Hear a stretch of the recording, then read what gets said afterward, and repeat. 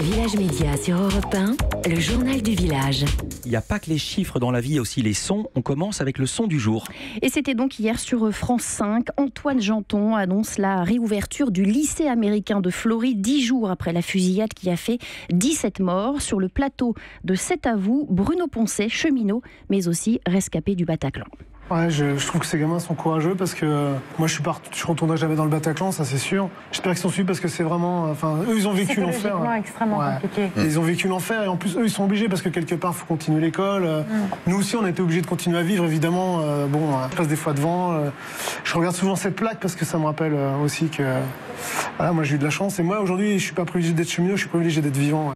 Beaucoup plus joyeux, l'effet Jeux Olympiques. Et des Jeux Olympiques qui profitent non seulement à France Télévisions, mais aussi au journal L'équipe. Ses ventes ont grimpé pendant cette quinzaine, plus 4,4%. La meilleure progression a été enregistrée grâce à Martin Fourcade, décidément le héros de ces Jeux. C'était le lundi 19 février avec une une titrée Quel pied, plus 10,6% de ventes par rapport au lundi 5. Et après les pieds et les mains, c'est fait, VSD change de main. Le groupe Prisma Media a vendu l'hebdomadaire VSD à Gaune Finance. Derrière cette holding, l'ancien propriétaire de François et la Tribune, Georges Gaune.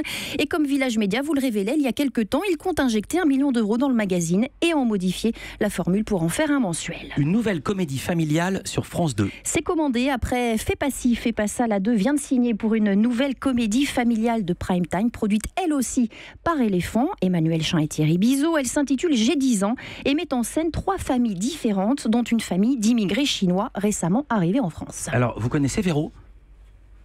Non. Véro ? Non. C'est le réseau social. Ah, Oui, bravo. pardon. Vous avez entendu mon lancement alors. Exactement. Il triche. Effectivement, Véro, c'est le réseau social à la mode. Et ce matin, elle était la 7e appli la plus téléchargée sur l'App Store. J'ai regardé, devant Messenger, YouTube et Facebook. Véro, c'est pour en vérité. En latin, le réseau veut en effet Vero, en italien. Exactement. Le réseau veut se démarquer de ses concurrents. Pas de publicité, pas d'algorithme pour influer sur votre fil d'actualité et pas de collecte de données. Et alors ça tombe comme ça du ciel, mais d'où vient Véro ? Enfin, il me semble que ça tombe du ciel. D'où vient Véro ? Eh bien, en fait, Véro existe depuis 2 ans, mais de manière plutôt confidentielle. Et pour tout vous dire, l'appli appartient à un milliardaire libanais, Ayman Hariri, qui n'est autre que le fils du Premier ministre assassiné en 2005, Rafik Hariri. Et entre autres activités, il dirigeait un groupe de BTP saoudien connu pour ses dettes faramineuses.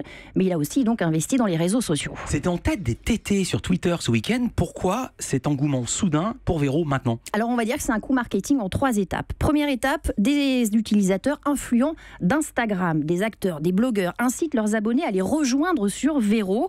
Ont-ils été rémunérés pour ça ? On peut évidemment le supposer. Deuxième étape, effet boule de neige, tout le monde veut en être. Et puis 3, Véro insiste, l'appli sera gratuite à vie pour le premier million d'abonnés. Ça marche ? Trop bien même, l'appli sature, les bugs techniques se multiplient et sur l'App Store ce matin, la note de Véro ne dépassait pas 2 sur 10. Les commentaires négatifs s'accumulent, Facebook et Instagram ne sont pas encore détrônés. Europe 1.